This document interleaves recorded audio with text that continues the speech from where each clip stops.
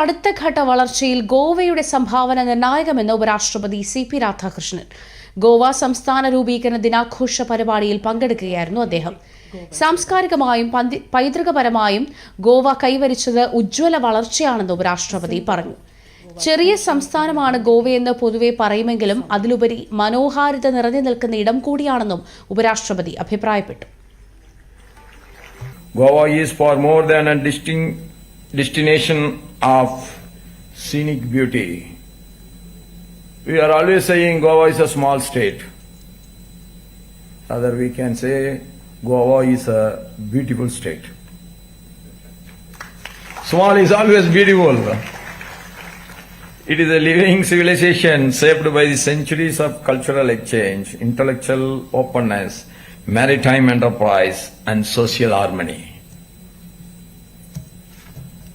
From the ancient temples and magnificent churches to its music, literature, and festivals, Goa represents the very essence of India's pluralistic spirit. Goa is also averred as the land of Parsuram, a title deeply rooted in the civilizational and cultural ethos of our great Bharat. The sacred association is a reflection of Goa's spiritual heritage.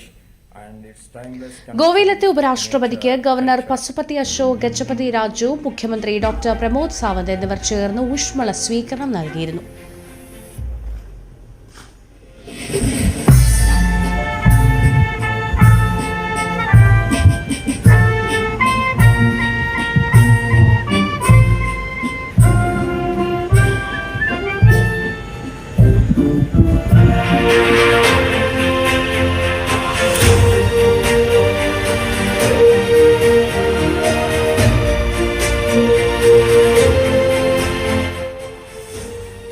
Goa CSIR national institute of ഓഷ്യാനോഗ്രാഫിയും ഉപരാഷ്ട്രപതി സന്ദർശിക്കും. നാളെ കർണാടകയിലെത്തുന്ന ഉപരാഷ്ട്രപതി ബെൽത്തങ്ങാടിയിലെ Siri industrial park ഉദ്ഘാടനം ചെയ്യും.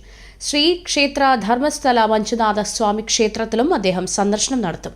തുടർന്ന് കേരളത്തിലെത്തുന്ന ഉപരാഷ്ട്രപതി കോട്ടയത്ത് ദീപിക മലയാളം ദിനപത്രത്തിന്റെ 140ാമത് സ്ഥാപക വാർഷികാഘോഷങ്ങൾ ഉദ്ഘാടനം ചെയ്യും.